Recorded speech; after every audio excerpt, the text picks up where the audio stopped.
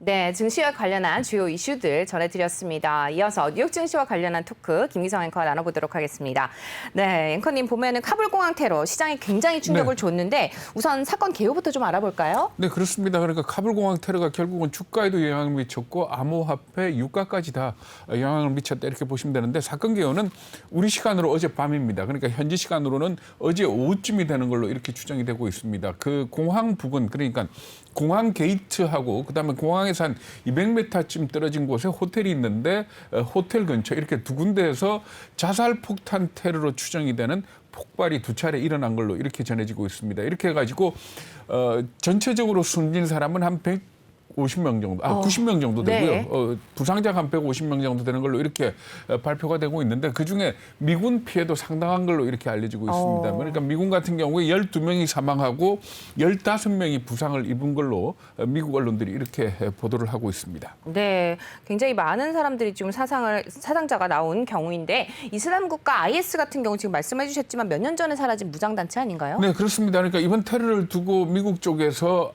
IS가 배후에 있는 것 같다. 그러면서 추가 테러도 가능하다. 이렇게 국방부 쪽에서 밝히고 있고요. IS도 나서서 우리가 한 짓이 맞다라고 발표를 했습니다. 그러니까 네. IS라고 하면 아마 잘 아시겠지만 이슬람 국가. 그러니까 2014년부터 시작을 해가지고 시리아하고 이라크의 영토 대부분을 점령을 해서 국가로 자처를 했죠. 그래서 이슬람 국가라고 부르는데 국가로 자처를 한 그런 무장단체입니다만은 미국이 이 주도가 돼가지고 국제연맹군이 들어가서 결국 이 IS를 갖다가 패퇴시켰지 않습니까? 그러고 난 이후에 이 IS 같은 경우에는 각국으로 흩어졌습니다. 그러니까 완전히 없어진 게 아니고 각국으로 흩어졌는데 그 중에 하나가 아프간 쪽으로 숨어 들어간 걸로 이렇게 보고 있습니다. 그런데 아프간에 들어간 이 IS 세력을 갖다가 자기네들이 뭐라고 부르는가 하면은 IS 호나산 내지는 그 ISK라고 부르고 있다 그럽니다. 그런데 여기서 말하는 이 호나산이라는 게 어떤 의미인가 하면은 중앙아메리카, 이란, 동부, 그다음에 아프간, 파키스탄을 아우르는 옛 지명이라 그러거든요. 네. 그러니까 말하자면 얘네들이 아프간에 숨어 있긴 하지만은 중앙아시아를 포함한 그 부분에 대한 말하자면 자기네들의 어떤 연유를 갖다 주장하는 그런 단체다 이렇게 보시면 될 것 같습니다. 그런데 탈레반하고는 굉장히 대척점에 있고 그러니까 같은 순위파임에도 불구하고 상당히 갈등을 빚고 있다 그럽니다. 네. 그래가지고 왜 갈등을 빚는가 하면은 일단은 탈레반이 미국하고 평화협정을 맺은 것 자체가 마음에 들지 않고 그리고 또 이 순위파들인데 시아파에 대한 대처 방법이 다르다 그럽니다. 그러니까 네. IS 같은 경우에는 이 시아파에 대해서 배교자들이다, 배신자들이다 해가지고 처형을 그러니까 응징을 갖다가 목표로 하는데 탈레반은 그것과 비교해가지고 조금 좀 느슨한 쪽으로 이렇게 행동을 하고 있다 그러거든요. 그래가지고 갈등을 빚어왔는데 이 IS가 쭉 그러니까 아프간 안에서 계속 테러를 저질러 온 걸로 이렇게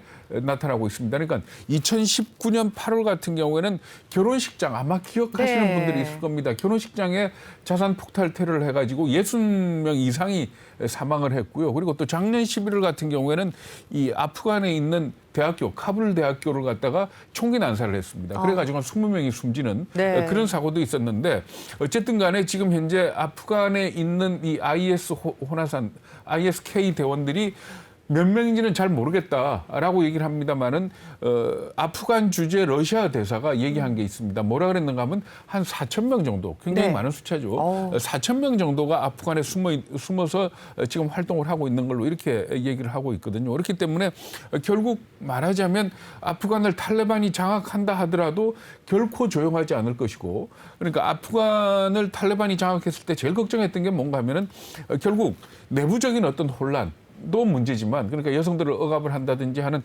그런 부분도 큰 문제가 되겠지만은 이 탈레반이 장악을 함으로 해가지고 다른 테러 조직들이 기생을 할 수가 있습니다. 그러니까 결국 그 탈레반을 미국이 공격하게 된 이유도 알카에다가 아프간에 숨어 있다는 거고 그래서 당시에 이 아프간 보고 알카에다 빈 라덴을 내놔라라고 했더니 싫다 해가지고 공격을 했던 거거든요. 그러니까 결국 탈레반이 지금 이 아프간을 갖다 완전히 장악하게 된다면 알카에다도 그렇고 IS도 그렇고 말하자면 협력 관계든 대척 관계든 좌우간 아프간 안에서 이 테러 조직들이 이 기승을 부릴 그런 가능성이 크다 이렇게 봐야 될 것 같습니다. 그래서 만약에 이렇게 테러 조직들이 만약에 이 활동 영역을 넓혀가게 된다면은 당장은 미국도 걱정을 하겠죠. 그렇죠. 그러니까 9.11 테러와 같은 테러가 또 발생할지 모른다라는 그런 걱정이 있을 수 있고, 그리고 또 아마 제일 크게 긴장하는 쪽이 중국일 겁니다. 중국 같은 경우는 그 와칸 회랑이라는 걸 통해 가지고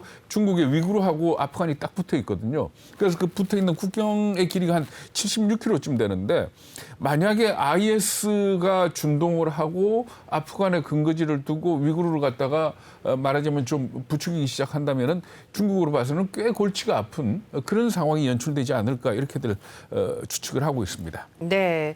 뭐 지금 바이든 대통령이 응징을 하겠다고 발표를 한 상태죠. 네, 그렇습니다. 6시에 우리 네. 시간으로 아침 6시에 그 백악관에서 연설을 했습니다. 그러니까 용서하지 않겠다, 끝까지 추적을 해서 응징하겠다, 이렇게 발표를 했습니다. 뭐 미국이 이렇게 발표를 하면 꼭 어떤 방식으로든지 응징을 하기 때문에 아프간 사태는 이제 또 한 번의 다른 국면을 맞게 됐다, 이렇게 볼 수가 있는데, 어쨌든 간에 지금 남아있는 미국인이 아프간에 한 1,500명쯤 된다 그럽니다. 그러니까 네. 나오기를 원하는 사람. 그렇겠죠. 그러니까 14일 날 철수를 시작했을 때 6,000명 정도가 남아 있었는데 지금까지 4,500명이 철수를 했고요. 지금 한 1,500명 정도 남아 있는데, IS 테러 이후에 이게 과연 계획대로 31일까지 빠져나올 수 있겠느냐 하는 이 부분을 걱정을 하고 있는데, 어쨌든 바이든 대통령은 31일까지 철수를 해라, 이렇게 얘기를 하고 있거든요. 그래서 아마 아프간 사태는 당분간은 좀 더 상당히 좀 화약고가 되지 않을까, 이렇게 봐야 될 것 같습니다. 네, 뭐 증시뿐만 아니라 다양한 상품 시장에도 굉장히 변동성이 커지는 상황이 될 것 같은데, 지금 그런데 이제 뭐 카불 테러가 왜 주가에 영향을 미치게 됐는지 부분도 설명을 해주셔야 될 것 같아요. 네. 그러니까 말하자면 아까도 말씀드린 것처럼 어떤 지정학적인 리스크.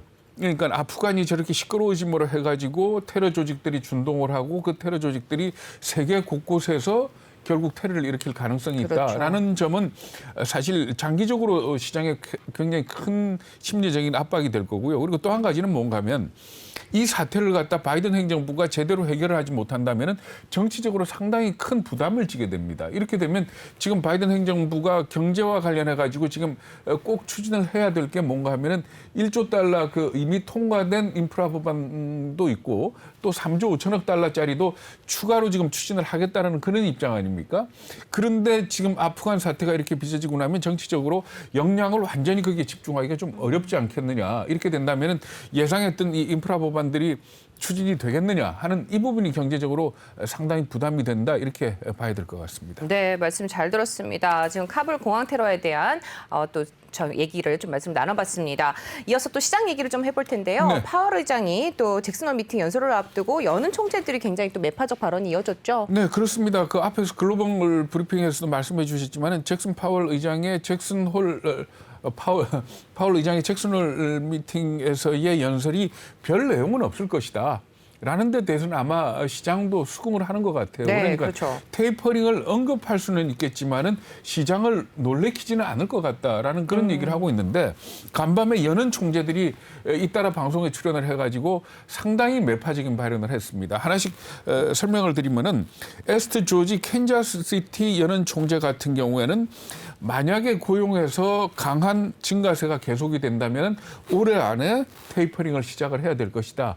상당히 뭐 원론적이지만 매파적인 발언을 했고요. 네. 그리고 또 상당히 세게 말한 사람도 있습니다. 제임스 블러드 그 세인트루이스 연은 총재 같은 경우에는 테이퍼링을 조만간 시작을 해서 내년 3월 말까지 끝마쳐야 된다, 이렇게 주장을 했습니다. 네. 그러니까 이렇게 되면은 이 얘기는 뭔가 하면 조만간 시작을 한다. 그러면 10월이 될 수도 있고. 그렇죠. 그렇잖아요. 그러니까 네. 9월 달 FOMC에 결정을 해서 10월 달 시작을 해서 만약에 내년 3월에 끝을 낸다 그러면 6개월 만에 끝을 낸다는 얘기인데, 지금 1,200억 달러를 매달 150억 달러씩 8개월 걸리지 않겠냐라는 게 시장 전망인데, 네. 이거는 그것보다 더 많이. 많은 네. 축소 아닙니까? 그렇죠. 이럴 수 있고, 그다음에 또 로버트 카플란 델라스 연은 총재, 뭐 늘 좀 매파적인 말을 하는 사람이죠. 뭐라고 얘기를 했는가 하면, 10월에 시작해서 8개월 만에 끝낸 뒤에 내년에 첫 금리 인상, 그러니까 금리 인상까지도 언급을 한 겁니다. 네. 물론 뭐 여는 총재들이 이렇게 얘기한다 그래서 FOMC에서 그렇게 결정되진 않을 것이고, 그리고 또 앞으로 나올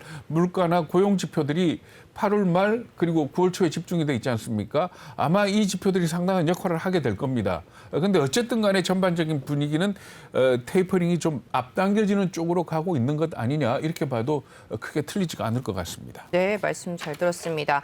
그리고 또 신규 실업수당 청구 건수가 또 발표가 됐는데요. 네. 예상보다 조금 높게 나왔죠? 그렇죠. 네. 그러니까 35만 3천 건이죠. 그러니까 전주에 비교해가지고 4천 건이 늘어났고 월스트리트 저널이 집계한 전문가들의 예상치가 35만 건이었으니까 그걸 갖다 3천 건 소폭 상회했다 이렇게 볼 수가 있습니다. 사실 네. 그렇기 때문에 이 숫자를 두고 뭐 늘어났기 때문에 시장에 영향을 줄 거다 이런 분위기는 아닌 것 같아요. 네. 그러니까 크게 의미 없는 숫자로 보고 있는데 다만 이게 앞으로 과연 중요한 변곡점이 될 수 있다는 점에 대해서는 주의를 해야 될 것 같습니다. 왜냐하면 늘어난 부분이 왜 늘어났는가 하면은 호텔이나 레스토랑들이 백신 접종으로 영업이 정상화될 걸 대비를 해서 직원들을 뽑았다가 네. 델타 변이가 확산이 되면서 장사가 안 되니까 여기에서 실업이 발생한 걸로 이렇게 네. 분석을 하고 있거든요.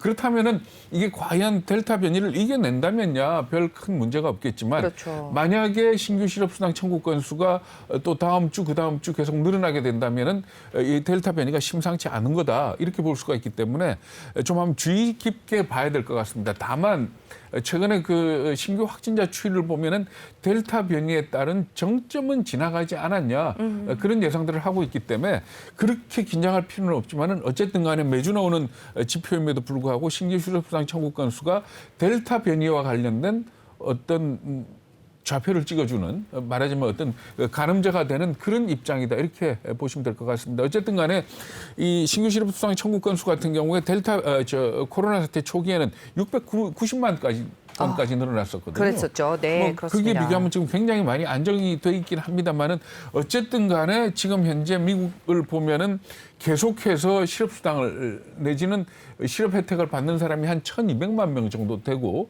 그다음에 팬데믹 이전과 비교해서 일자리가 한 570만 개 정도 줄어든 걸로 얘기를 하고 있거든요. 그러니까 앞으로 아마 9월 초에 나올 고용 지표 이런 것들을 보면은 테이퍼링에 대한 대략적인 윤곽이 잡힐 걸로 이렇게들 예상을 하고 있습니다.